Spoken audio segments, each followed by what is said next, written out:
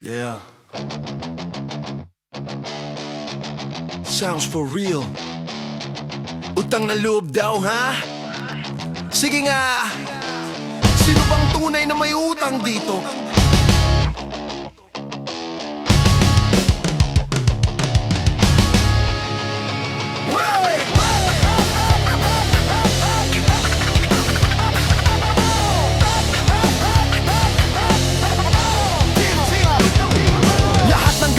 May kapalit na salita, wag mong kalimutan yung tulong ko dati, ha? Di ko naman tinanggi, oo nga tinulungan mo, pero di ko sinabing bibilhin mo yung respeto ko. Lahat ng kabaitan may resibo't singil, parang piyambe, interes sa kilig. Ginawa ang kontrata ang kabaitan, walang tunay na kusa, puro pakinabangan. Ginawa mong currency ang malasakit, utang na loob mo, ginawang racket. Ang kabutihan, hindi dapat launan, pero sa'yo, parang bangko ng trono.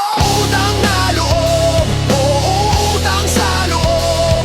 Alin ba talaga, sino bang niloloko mo? Ginto sa salita, kalawang sa gawa.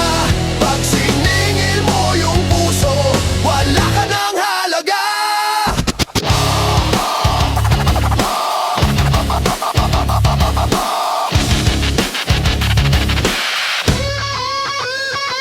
Huwag kang kakalimot, ako nagpaaral sa'yo, pero bawat tagumpay ko pangalan mo daw yung show. Di mo ba kita utangin? Respeto oo, pero hindi ko kailangan maging utusan mo bro. Nagpasalamat ako, ilang ulit pa ba? Bakit parang kulang, gusto mo ng drama?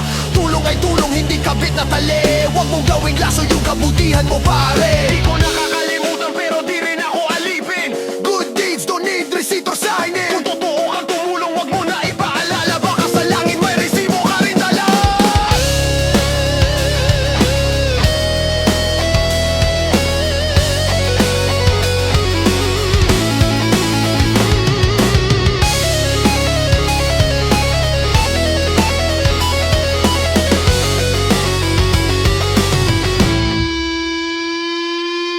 Utang na loob, o utang sa loob. Halin ba talaga, sino bang niloloko mo? Ginto sa salita, kalawang sa gawa. Pag siningil mo yung puso, wala nang